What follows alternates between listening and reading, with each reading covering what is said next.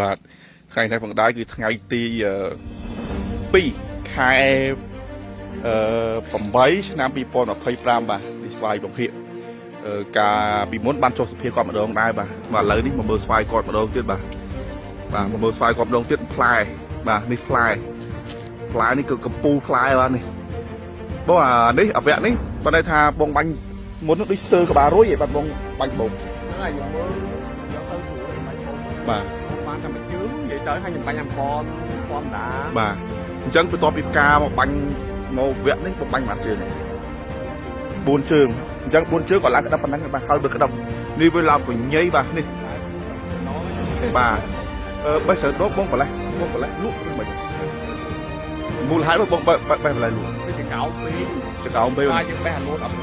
បាទចកោមកទីហោមានធំ2 3ហ្នឹងយើងប្រឡាញ់យកមកបាទអត់ទៅជួយធំដាក់តឲ្យគាត់គ្នាបាទអញ្ចឹងមិនន័យថាស្វាយបងបន្លេះបានលុយបានលាន2លានជាងណាតែបន្លេះថ្មីៗណាបងអើយបាទបន្លែស្អែកបន្លែទៀតណាលុយរហូតចូលរហូតលុយវិលជុំបាទអានេះបាទអានេះបាច់មករស់ឡើងវិញបងក៏ជីទឹកបាញ់ចូលគ្នាបាញ់ដើមវិញបាទឡើងជើងមិនខៀវឥឡូវមានផ្លែនេះផ្លែនេះបាទនេះមិនគាត់ទេថានិយាយប្រូណាអត់ប្រូណាបាទ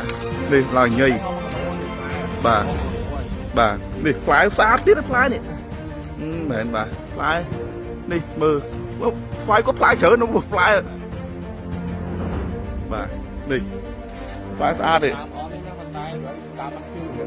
បាទបងប្រើអាជីទឹកយើងហ្នឹងជីទឹកដូចជីដល់យើងបាច់មិនជើងហ្នឹងមួយជើងពីរជើងខ្ញុំបាញ់តាមមួយជើងបាញ់បងណាបាញ់បងមួយជើងណាបាទហើយខ្ញុំបាញ់អាំពនពីលើរហូតបាទបាញ់ខែក្តាប់បាទឥឡូវមិនតបានចាក់ជីរៀងនេះប៉ុន្តែវាចាំមើលទៅដៃចាក់ជីដាក់ទឹកបាទសូមបញ្ជាក់ថាបងស្វាយបងនេះអាយុប្រហែលបងអានេះ4ដល់10ឆ្នាំប៉ុន្តែយើងកន្លែងទៅមើលស្លឹកដងដើមនៅគឺស្អាតមិនរើណាមិនរើញទេដល់ដើមបាទអានេះបានស្វាយគាត់មានកម្លាំងលូតក្បាលរួយមកលឿនបាទជាពិសេសនេះស្វាយគាត់មើលចេញក្តាប់ចេញអីមកគឺស្អាតរៀងអត់ស្អាតបាទមើលចកោមើលពីក្នុងបាទផ្លែក្នុងក្រៅមើលឃើញទាំងអស់បាទអូនោះឡងសញ្ញៃបាទនេះមិនមែនចេះតែថាចេះតែប្រូណាចាក់ស្ដាយឃើញអញ្ចឹងមែនបាទនេះលទ្ធផលដែលគាត់បានប្រើប្រាស់ជីស្ដាហាំងយើងតាំងពីដើមរហូតដល់ចប់តាំងពីអកបូនតាំងពីរឹសបាទបច្ចេកអីគឺមកសេតថែផ្កានេះបាទលទ្ធផលមកទួបានគឺអញ្ចឹងបាទផ្លែស្អាតស្វាយគាត់នោះផ្លែញ៉ៃមើលឃើញច្បាស់ចាំថ្ងៃ